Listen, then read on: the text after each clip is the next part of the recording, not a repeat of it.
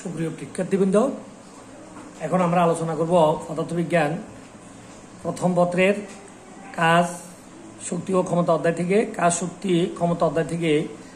এখন আমাদের আলোচ্য বিষয় হচ্ছে কোনো একটা সরল দোলকের ভব সাম্য অবস্থান থেকে যদি থিটা কৌণিক সরণে থাকে, তাহলে থিটা কৌণিক সরণে যে কোনো অবস্থানে ভবের বেগ, ভবের বিভব শক্তি, ভবের গতিশক্তি আমরা নির্ণয় করতে পারি যে কোনো কৌণিক সরণে।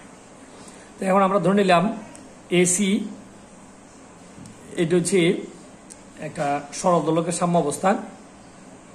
সি বিন্দুতে ভবের ওজন এম যে কাটা নিচের দিকে ক্রিয়াশীল। সি বিন্দু থেকে ভবটা যখন থিটা কৌণিক সরণে ধরো ডি বিন্দুতে যাবে, তখন সেখানে ভবের একটা বেগ থাকবে। তখন আমরা প্রমাণ করব যে ওই বিন্দুতে ভবের বেগ থিটা কৌণিক সরণে ভবের বেগ ভি, ভি সমান হচ্ছে 2gl 1 - cos থিটা অথবা 2g × l - l cos theta, আমরা যেভাবে বলি না কেন।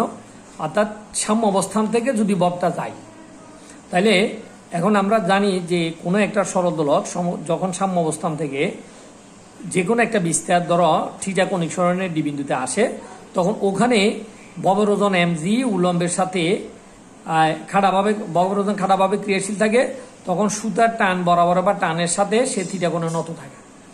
যখন থিটা কোণে নত থাকে, তখন ওই বিন্দুতে ডি বিন্দুতে ভবের ওজন mg দুইটা উপাংশে ভাগ হয়। একটা mg cos থিটা, যা সুতার টান বরাবর বাইরের দিকে, সুতাটা উপরে ঝুলন বিন্দুতে বাধা থাকায় সুতা উপরের দিকে একটা টান পাবে, যেটাকে আমরা বলছি টি। অর্থাৎ সুতা উপরের দিকে টি টান পাবে, mg cos থিটা বাইরের দিকে ক্রিয়াশীল থাকবে, এই দুইটা টান সমান হয়ে যাবে। তখন এই ক্ষেত্রে আমরা বলছি এই সুতার টান টি, এই টি এর মান হবে আমাদের mg cos থিটা। অর্থাৎ সুতার টান টি mg cos থিটা দ্বারা প্রশমিত হবে। যখন প্রশমিত হবে তখন দুইটার মানে কি হবে? সমান হবে। তাহলে আমরা এখান থেকে সুতার টান টি নির্ণয় করতে পারি যদি থিটার মান আমাদের জানা থাকে। তাহলে ডি বিন্দুতে ভবের ওজন দুই ভাগে ভাগ হবে, একটা mg cos থিটা আর একটা mg sin theta. mg sin theta সাম্য অবস্থানের দিকে ক্রিয়াশীল, যা বলটাকে তার কোথায় নিয়ে আসবে? সাম্য অবস্থানের দিকে নিয়ে আসবে। তাহলে এই বলটাকে তখন mg sin থিটা বলটাকে আমরা বলছিলাম সরল দোলকের প্রত্যয়নী বল বা কার্যকরী বল, যে বলে বলটা তার আগের অবস্থান আসে। তো বলটা যখন সি থেকে ডিতে গেল, তখন স্বাভাবিকভাবে সে ভূমি থেকে এই উচ্চতায় আসে। এইদিকে দেখো, এতটুকু উচ্চতায়, অর্থাৎ বিসি উচ্চতায় বলটা আছে। তাহলে বিসি উচ্চতায় ভবের মধ্যে একটা কি থাকবে? বিভব শক্তি থাকবে। তো আমি ধরলাম ভবের ভর যদি এম হয়, তাহলে ডি বিন্দুতে ভবের বিভব শক্তি mg × বিসি, mg × এই বিসি, বিসি মানে উচ্চতা। আমরা জানি বিভব শক্তি হচ্ছে অভিকর্ষ বল গুণন উচ্চতা, অর্থাৎ ভবিষ্যৎ থেকে আমি কত উচ্চতায় তুলছি। তো এখন এই বিসি এর মান যদি আমরা নির্ণয় করতে চাই, তাহলে আমরা কি করতে পারি? এসি থেকে এবি যদি আমরা বিয়োগ করি, তাহলে আমরা বিসি পাবো। তাহলে এই বিসি এর জায়গাতে দেখো বিসি, এই বিসি এর জায়গাতে আমরা লিখতে পারি এসি মাইনাস এবি। এসি থেকে এবি বাদ দিলে বিসি থাকবে। তো এই বিসি এর জায়গাতে আমরা এসি মাইনাস এবি এই মানটা আমরা লিখতে পারি। তাহলে সুতরাং বিভব শক্তি কত হচ্ছে এই বিন্দুতে? ডি বিন্দুতে বিভব শক্তি হচ্ছে ইফি mg × এসি × এল। তো আমরা এসি এটাকে আমরা যদি ধরি এ থেকে সি পর্যন্ত দূরত্ব থেকে যদি আমরা বলি এল, তাহলে এসি সমান হচ্ছে এল, আর এবি সমান কত এটা আমাদেরকে বের করতে হবে। তো আমরা বললাম ভবটা যেহেতু এখান থেকে তার কৌণিক সরণ হচ্ছে কত? থিটা।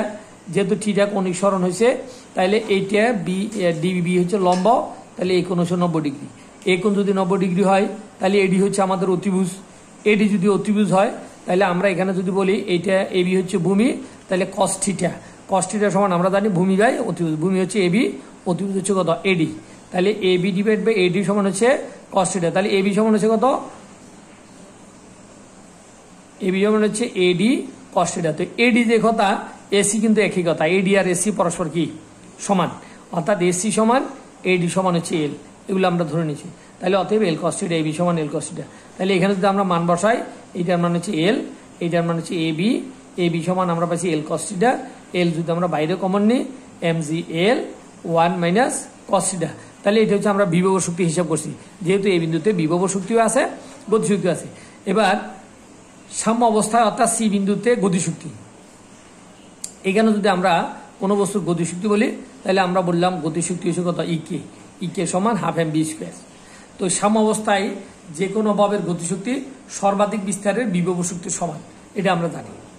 তো এখন আমার যদি থিটা যদি ভবটা যদি সর্বাধিক বিস্তার ডি বিন্দুতে থাকে, তাহলে ডি বিন্দুতে সর্বাধিক বিস্তার হলে সকল শক্তি হচ্ছে বিভব শক্তি।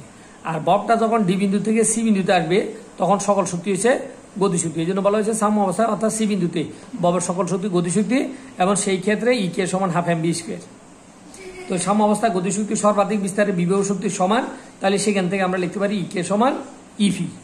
তো ই কে সমান যদি ইফি হয়, ইফি এর মান আমরা এখানে হিসাব করছি, ইফি এর মান আমরা এখানে বসে দিলাম। আর ই কে এর মান আমরা বলছিলাম সাম্য অবস্থায় তার বেগ ভি, তাহলে গতিশক্তি হাফ এম বি স্কোয়ার, তাহলে হাফ এম বি স্কোয়ার সমান হচ্ছে কত M G L into 1 minus cos theta. এখন তো উপভোক্ত থেকে এম, এখানেও এম আছে, এখানে এম আছে, উপভোক্ত থেকে এম কাটা গেছে, এম যদি আমরা বাদ দিই তাহলে এখানে 2 ভাগ আছে, এখানে আসি কি হয়ে যাবে গুণ হয়ে যাবে, বি স্কোয়ার সমান 2 জি এল 1 মাইনাস কস থিটা। এরপর আমরা কণার ব্যাগ অর্থাৎ ববের ব্যাগ বের করবো, ববের ব্যাগ ভি, বি সমান 2 জি এল 1 মাইনাস কস থিটা। তার মানে থিটা কোণে বিক্ষিপ্ত সরল দোলকের সাম্য অবস্থানে যে কোনো বিন্দু, সাম্য অবস্থান থেকে যে কোনো বিন্দুতে কণার ব্যাগ বি, বি সমান 2 জি এল 1 মাইনাস কস থিটা। তাহলে এটা হচ্ছে থিটা কোণিক সরণে যে কোনো বিন্দুতে কণার ব্যাগ। তাহলে সরলসন্ধিত যে কোনো বস্তুর ক্ষেত্রে এটা হচ্ছে কণার ব্যাগ। তাহলে এখানে আমাদেরকে একটা কথা ভালোভাবে মনে রাখতে হবে, যে কোনো বিন্দুতে কণাটার বিভব শক্তিও থাকবে, গতিশক্তিও থাকবে। সর্বাধিক বিস্তারে থাকবে শুধুমাত্র সবগুলা শক্তি বিভব শক্তি, আবার সাম্য অবস্থানের সবগুলা শক্তি গতিশক্তি হিসেবে থাকবে।